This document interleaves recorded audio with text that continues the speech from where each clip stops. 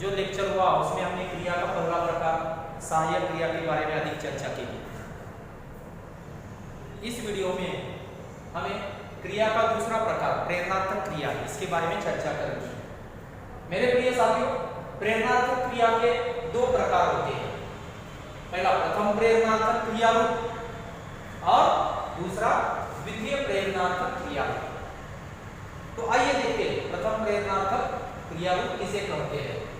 व्याख्या: इस प्रकार की क्रिया में कर्ता स्वयं काम करता है, यानी खुद काम करता है, इसलिए उसे प्रथम प्रेरणार्थक क्रिया रूप कहा जाता है।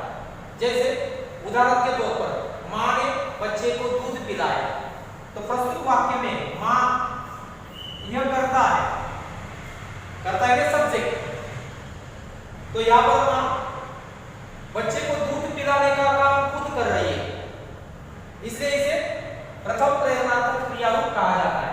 यानी कर्ता जब स्वयं काम करता है तब उसे हिंदी में वहां पर प्रथम प्रेरणार्थक क्रिया कहा जाता है। इसलिए इस वाक्य में मां ने दूध पिलाने का काम वहां पर किया है, बच्चे को दूध पिलाया है, क्योंकि मां स्वयं काम कर रही है।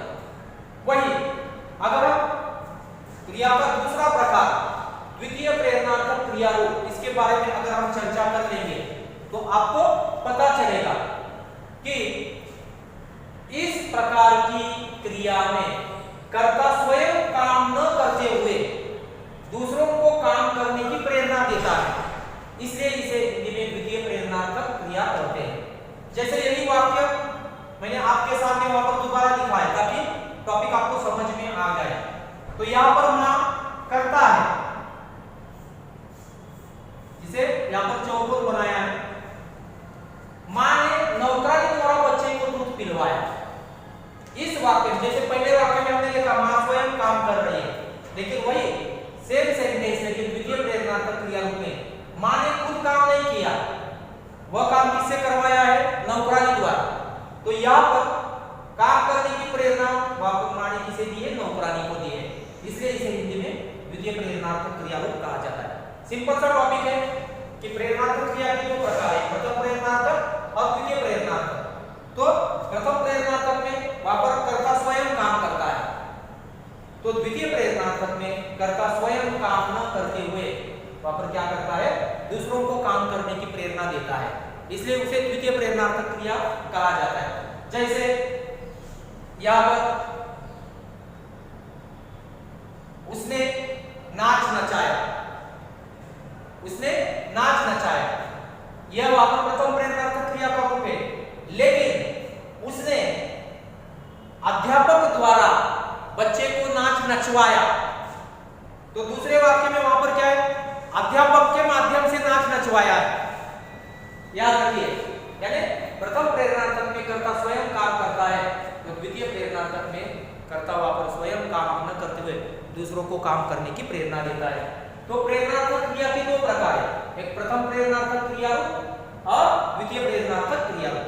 अब परीक्षा में यह विषय आपको किस तरह से पूछा जाता है, यह सिर्फ हमने उसकी परिभाषा देखी और प्रथम प्रेरणार्थक और द्वितीय प्रेरणार्थक किसे कहा गया इसके बारे में चर्चा की। अब हमें परीक्षा में यह विषय किस तरह से पूछा जाता है उसके बारे में चर्चा करनी है।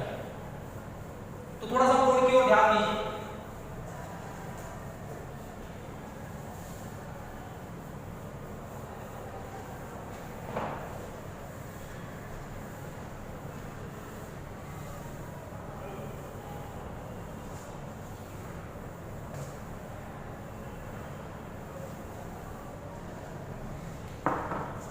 एकदम आसान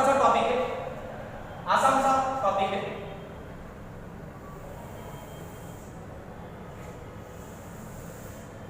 परीक्षा में आपको मूल क्रियाएं दी जाएगी।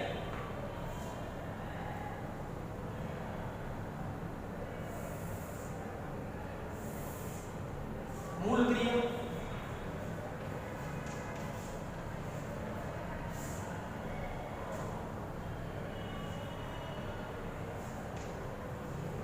प्रथम प्रेरणार्थक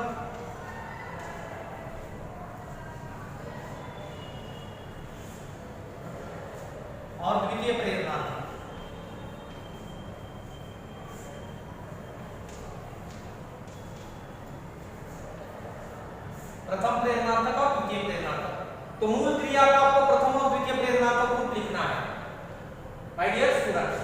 तो यहां पर देखिए, अब ये कूदना,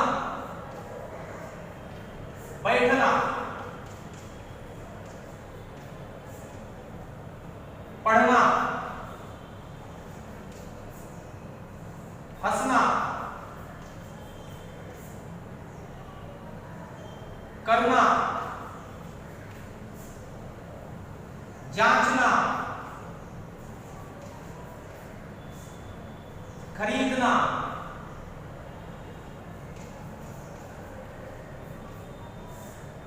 एक बात याद रखिए मेरे प्रिय साथियों, अब ये कूदना शब्द जो है कि मूल क्रिया का प्रथम प्रेरणार्थक बनाते समय वहां पर उसे आना यह प्रत्यय लगता है, तो द्वितीय प्रेरणार्थक रूप बनाते समय वाना। अभी वाना यह शब्द आपको प्रत्यय के तौर पर दिखाई देगा, लेकिन आना दिखाई नहीं देगा। आ means you have to add just one standing line, एक स्टैंडिंग लाइन आपको वहां पर क्या करनी है, ऐड करनी है।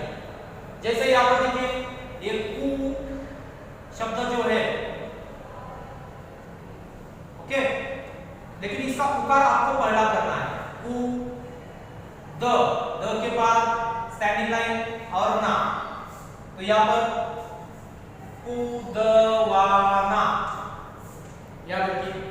बैठना, बैठना का वहां पर रहस्य शब्द तैयार होगा, बिठाना, यहां पर हो जाएगा बिठवाना। तीसरा है पढ़ना, या तो रस्व दीर्घ की कोई झंझट ही नहीं, पढ़ाना, यहां पर है पढ़वाना, उत्ता देना है।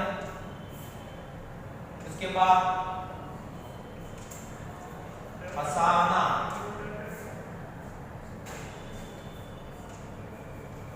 हंसवाना,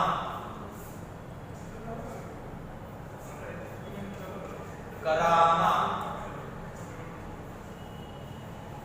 करवाना, जांचना, जांचना के बाद जचाना, जचवाना,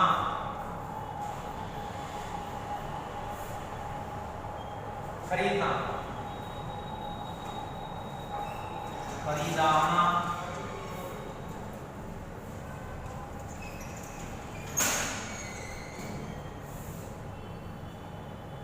खरीदवाना। तो मेरे प्रिय साथियों, सबसे पहले इसका पहला नियम तैयार होता है, क्योंकि मूल क्रिया का पहला अक्षर अगर दीर्घ है तो उसका प्रथम और द्वितीय प्रेरणार्थक बनाते समय वहां पर वह रहस्य शब्द तैयार होता है। आप उकार दूसरा ही रखोगे तो गलती होगी, आपके आधे अंक जाने की संभावना होती है। सो याद रखें, मूल क्रिया का प्रथम प्रेरणार्थक और द्वितीय प्रेरणार्थक बनाते समय मूल क्रिया को अगर दीर्घ शब्द है तो वह रहस्य तैयार होता है। उसके बाद मूल क्रिया का प्रथम प्रेरणार्थक बनाते समय आना प्रत्यय लगता है और द्वितीय प्रेरणार्थक बनाते समय वाना प्रत्यय लगता है। जैसे क का दूसरा है तो यहाँ पर प्रथम प्रेरणार्थक में वो पहला हो गया। बैठना, बैठना का शब्द कौन सा तैयार हो गया, बिठाना, ब को पढ़नी है, बिठवाना, पढ़ना, पढ़ाना, पढ़वाना, हंसना, हंसाना, हंसवाना, करना, कराना, करवाना, जांचना, जचाना, जचवाना। अब यहाँ पर देखिए हमारा नियम मूल क्रिया के पहले अक्षर के लिए, अब यहाँ पर री दूसरे अक्षर के लिए दीर्घ है, इसलिए उसके साथ कोई छेड़खानी नहीं करनी, उसे आपको एज इट इज लिखना है, री दीर्घ ही होगी। खरीदना, खरीदाना, खरीदवाना। उसी प्रकार जब वहां पर क्या है, दो अक्षर वाली क्रिया होती है,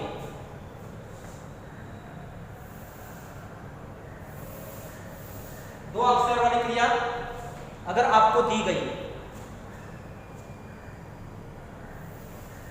दो अक्षर वाली क्रिया जैसे पीना, रोना, सोना,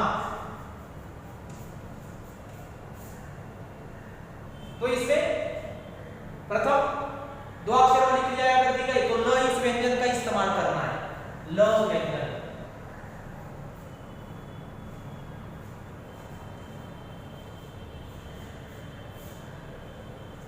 व्यंजन का इस्तेमाल करना है। जैसे पी दीर्घ है तो हम क्या कहेंगे रहस्व। बाद में ल इस व्यंजन का इस्तेमाल करेंगे, ल के बाद स्टैंडिंग लाइन ला ना। तो यहां पर पी ल वा ना। ओके, रोना, रो का क्या हो जाएगा पहला होगा रू, ला ल व्यंजन का इस्तेमाल रुलाना, बाद में रुलवाना। सोना स को पहला होगा सु हो जाएगा ल व्यंजन, ल के बाद आ जो मैंने यहाँ पर दिया आना में से आ स्टैंडिंग लाइन सुलाना, और यहाँ पर हो जाएगा सुलवाना, याद रखिए। उसके बाद बेचना शब्द है बेचना।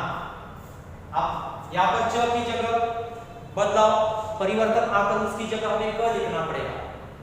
बेचना का बेचाना नहीं होता, दोबारा ब रहस्व बिकाना बिकवाना, है ना? ये उसका रूप बदल कर च की जगह क्या आता है क आता है। ना नहाना, जब आपके सामने दिक्कत होगी तो ल इस व्यंजन का इस्तेमाल कर सकते हो।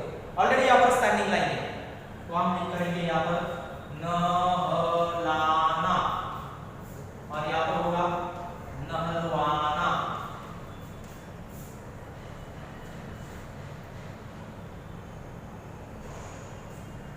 सो याद रखिए, दो अक्षर वाली क्रिया होगी तो ल का भी इस्तेमाल करोगे तो क्या है आराम से आप लिखकर लिख सकते हो।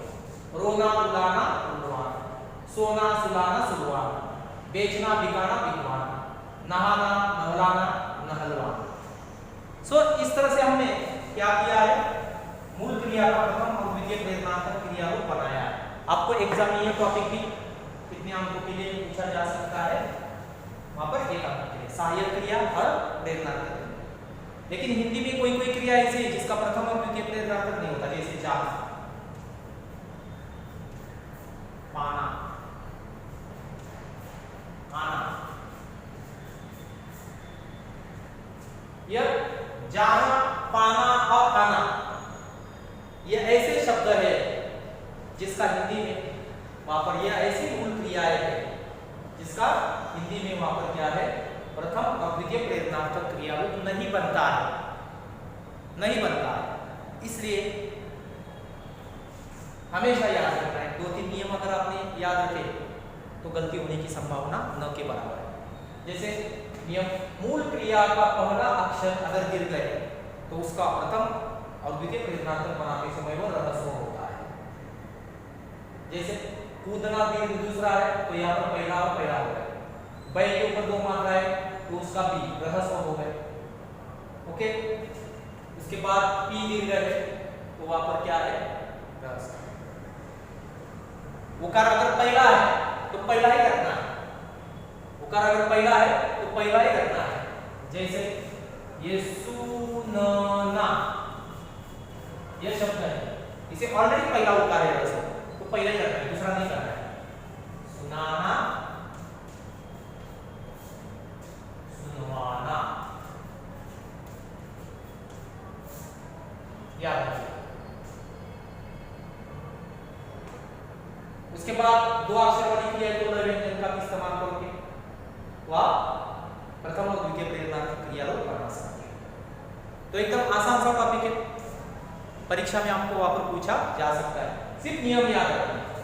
नहीं तो रहस्व की जगह दीर्घ, दीर्घ की जगह रहस्व होगा तो वहां पर क्या है अंक जाने की संभावना होती है। तो इसे हिंदी में वहां पर क्या कहा जाता है प्रथम प्रेरणात्मक अथवा द्वितीय प्रेरणात्मक। प्रेरणात्मक क्रिया है, प्रेरणात्मक क्रिया के 2 रूप है, प्रथम प्रेरणात्मक क्रिया रूप और द्वितीय प्रेरणात्मक क्रिया रूप। लेकिन परीक्षा में आपको मूल क्रियाएं दी जाती है, इसका वहां पर प्रथम प्रेरणात्मक रूप और द्वितीय प्रेरणात्मक रूप आपको क्या करना है बनाना है। सो मेरी दृष्टि से आपको यह टॉपिक समझ में आ गया होगा। आशा करता हूँ कि आप आपके पाठ्य पुस्तक में दी गई इस तरह की मूल क्रियाएं, बाकी की क्रियाएं लिखोगे और उसका प्रथम और द्वितीय प्रेरणात्मक रूप बनाओगे।